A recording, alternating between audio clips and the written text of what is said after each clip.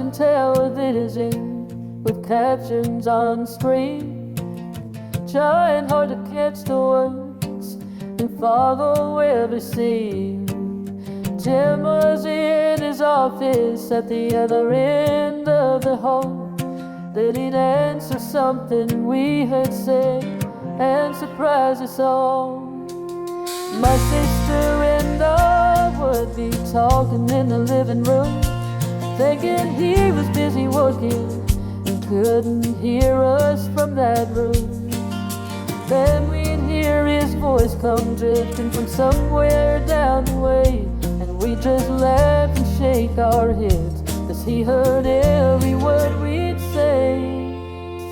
He could hear a pin drop from a mile away, hear a scream door slam 3 houses away. I'd still be wondering if there was any sound at all.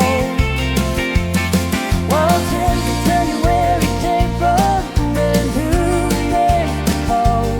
His eyesight wasn't perfect, but his hearing sure was fine. You could hear a pin drop from a mile away every time.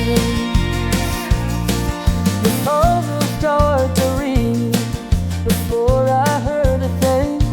Tim was halfway out of his chair before I knew it rang. I'd ask him how he did it, but he never could explain. He'd just smile and shrug his shoulders, looking simply keen that way. On summer nights he'd sit outside and listen to the dark, the crickets and the tree frogs and every distant bark. I'd sit there on the porch with him, enjoying the evening air. Then he'd ask me, "Did you hear that?" And I'd say, "Hear what, where?" He could hear a pin drop from a mile away, hear a screen door slam 3 houses away. I'd still be wondering if there was any sound at all. Well, Tim could tell you where it came from and who made the call. His eyesight wasn't perfect, but his hearing sure was fine. He could hear a pin drop from a mile away every time. The leaves would rustle softly and he'd notice every sound.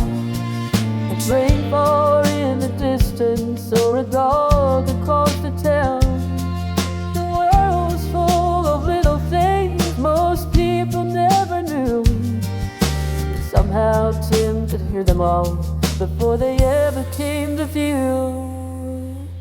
He could hear a pin drop from a mile away, hear a cricket chirp at the end of a summer day. I'd still be asking, "What'd you hear?" And he'd just grin at me, like hearing every little sound was part of his specialty. His eyesight wasn't perfect, but his hearing sure was fine. And that's one thing I'll always remember every time.